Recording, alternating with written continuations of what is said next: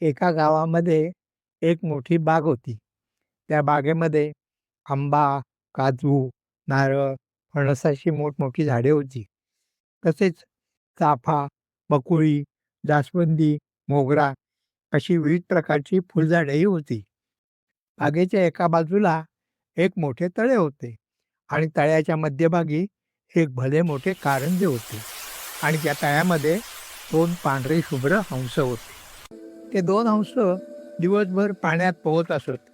एकमेकांशी पकडापकडीचा खेळ खेळत असत. जवळच्या झाडावर राहणारा एक कावळा रोजच हंसांची ही गंमत पाहत असे.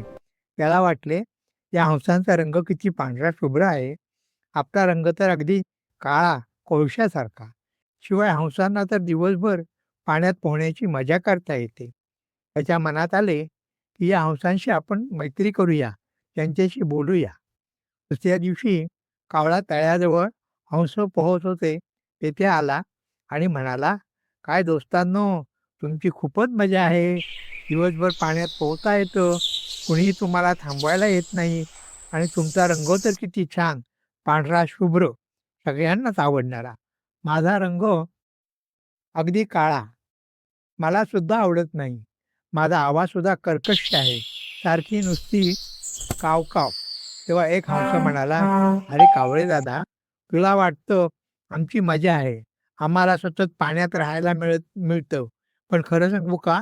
आम्ही तळ्याबाहेर येऊन बाहेर हिरवळीवर, गवतावर फिरायचं म्हटलं तरी आम्हाला ते शक्य नाही. कारण बागेत फिरायला येणारी लहान मुले आम्हाला पकडायला बघतात व आम्हाला नकोसे करतात. आणि पाण्यात तर एका जागी राहिलो तर पाण्यातले मासे आमच्या पायाला चावायला येतात. त्यामुळे आम्हाला सारखे पाय हलवत राहावे लागतात आणि मग आमचे पाय दुखत राहतात. फुलं मात्र एका झाडावरून दुसऱ्या झाडावर जाता येतं. गोड गोड फळे खाता येतात. मनात आलं तर आकाशात पंख हलवत फिरता येतं. आणि खरं सांगू का, त्या पांढऱ्या शुभ्र रंगावर जराशी माती वगैरे लागली तर फारच खराब दिसते. त्यापेक्षा आम्हाला मोरच फार आवडतो. त्याची ती रंगीबेरंगी पिसे आणि ती पिसे फुलवून तो जो पिसारा फुलवतो तो पाहून तर अगदी मन प्रसन्न होते. तो मोराबरोबर आपणही नाचावे असे वाटते. त्या मोराला पाहण्यासाठी खूप दूरवरून लोक येतात आणि लहान मुले मोर पाहून आनंदाने टाळ्या वाजवतात. ते पाहून आम्हालाही त्या मोराचे कौतुक वाटते व आनंदही होतो. काही मोठे मुले तर मोराजवळ जाऊन आपल्या मोबाईलमध्ये त्याचा फोटोही काढतात. आम्हाला त्याचीही फार गंमत वाटते. तेव्हा वाटते आमच्यापेक्षा मोरच खूप सुखी व आनंदी आहे. तेव्हा आपण मोराकडे जाऊन त्याच्याशी बोलूया आणि त्याच्या आनंदात सहभागी होऊया. हंस आणि कावळेदादा मोराला भेटायला गेले आणि त्याला म्हणाले, "मोरदादा, मोरदादा, तुमची पिसे किती रंगीबेरंगी, तुमच्यासारखा सुंदर त्या जंगलात दुसरा कोणीच नाही आणि पिसारा फुलवून नाचताना पाहून तर आम्हालाही खूपच आनंद होतो."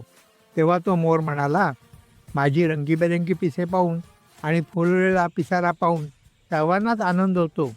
काही लहान मुले तर रंगीबेरंगी पिसे मिळावीत म्हणून हट्ट करतात. मग त्यांचे आईबाबा आमची खाली पडलेली पिसे गोळा करून लहान मुलांना देतात. पण आम्हाला सतत भीती वाटते की जंगलातील कोल्हे, लांडगे या प्राण्यांची. आम्हाला सतत या प्राण्यांपासून जपून राहावे लागते. त्यामुळे आमच्या मनात सतत भीती असते. रात्री आम्ही उंच झाडावर राहतो, पण सकाळ होताच हिरव्या मैदानावर अन्न शोधण्यासाठी आम्हाला यावे लागते. इतरांना आमच्या सुंदरपणाचे कौतुक वाटते, पण आम्हाला मात्र सतत भीतीच्या वातावरणात जगावे लागते. तर गोष्टीचे तात्पर्य काय? तर प्रत्येकाला आपल्यापेक्षा दुसरा आनंदात आहे असे वाटते. पण प्रत्येकालाच काही ना काही दुःख असते. तेव्हा देवबाप्पाने आपल्याला जे काही दिले आहे त्यातच आनंद मानून सुखाने जगले पाहिजे. समजले का मुलांनो?